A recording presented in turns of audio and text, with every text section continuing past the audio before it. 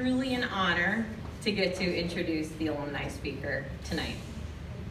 Lauren Aloisio, also known as Athena, is our speaker for this evening.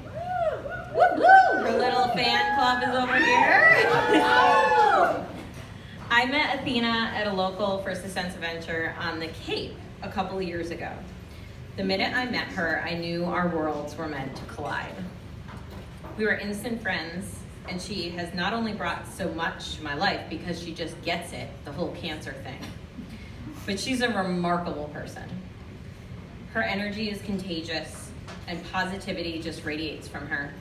Sometimes I don't even think she realizes how much she lights up people around her. She is a force. I am so grateful to experience someone with such fight and determination, and so happy I get to call her my friend. Athena, baby, it's your time to shine.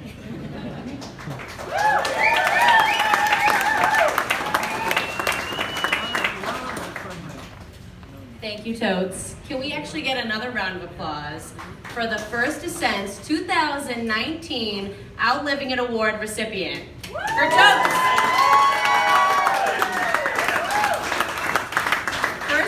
I'd like to, I know everyone has said this already, but this is the first ever. You're making history by being here tonight, okay? So first ever Boston Bash. Woo! So like Toad said, my name is Athena, and at First Ascents we have nicknames. I chose mine because I wanted to encompass my journey. And Athena is the goddess of war. And at the time of my First Ascents program, my war was cancer. And well, the goddess part, that's self-explanatory. My cancer journey began in the middle of October of 2015.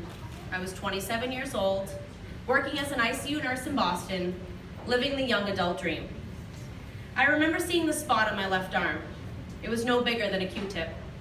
I have too many freckles and moles to count, but this one had a different color hue that I decided to get checked out. My dermatologist didn't seem too concerned, but she took it off in a quick office visit and sent me on my way. A few weeks later, the results returned. Malignant melanoma.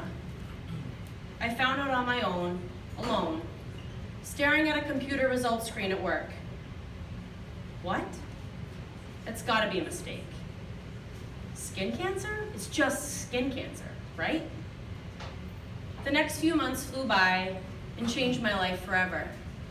I sat in oncology rooms with patients who were double, triple my age. The first surgery results were less than fortunate. My melanoma had spread to my lymph nodes. The tables had turned. This was not just skin cancer. Soon I was undergoing PET scans, brain MRIs, more invasive surgeries. I had a bulb drain that hung from my armpit. I had to take time off from work. I was unable to care for myself. I needed my friends, my family.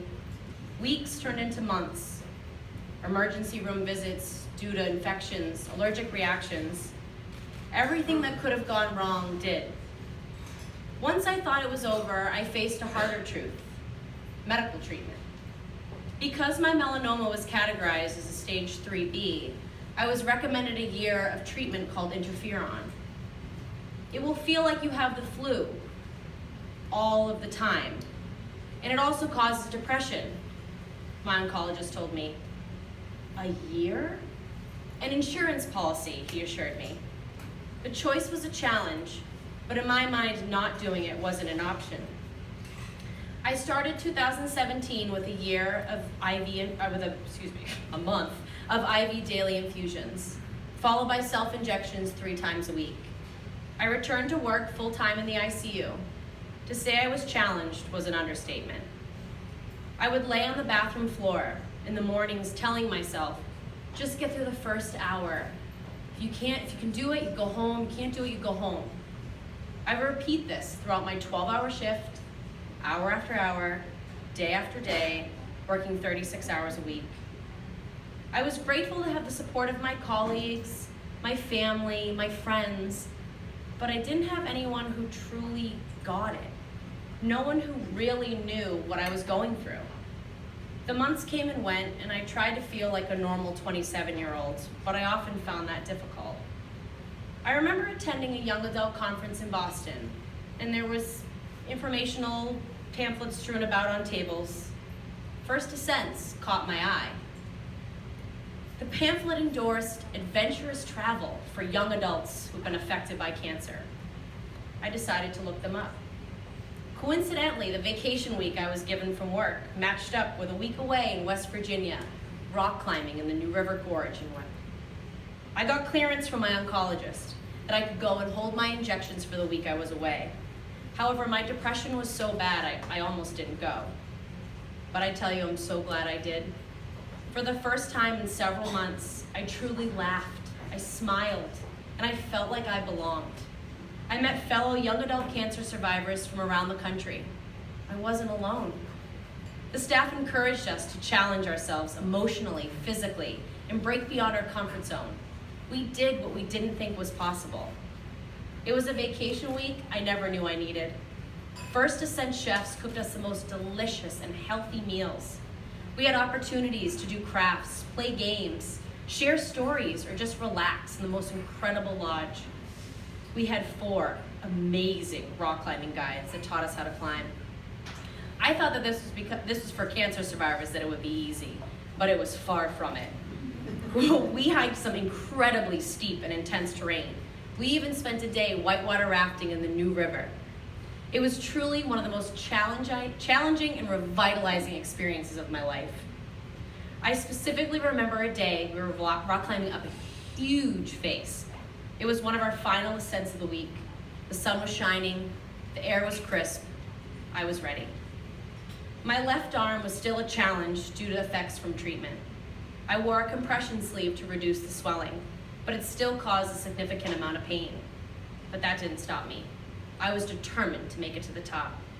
I climbed, and I fell, and I fell, and I fell.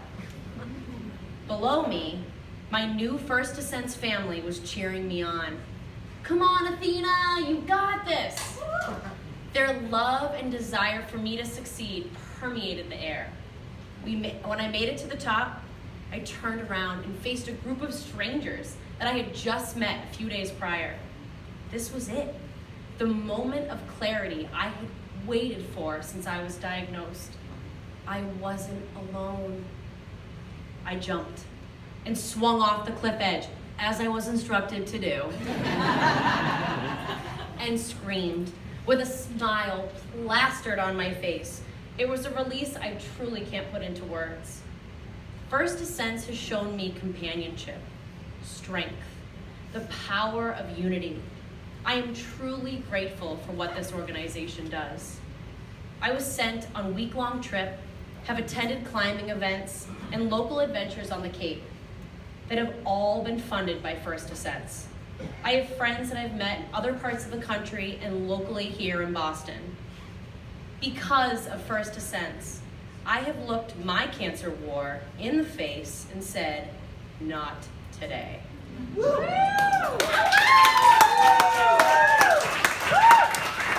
Please consider donating to this incredible organization to continue sending young adults on the most amazing adventures and become part of this everlasting, life-changing tribe. Thank you so much for being here tonight.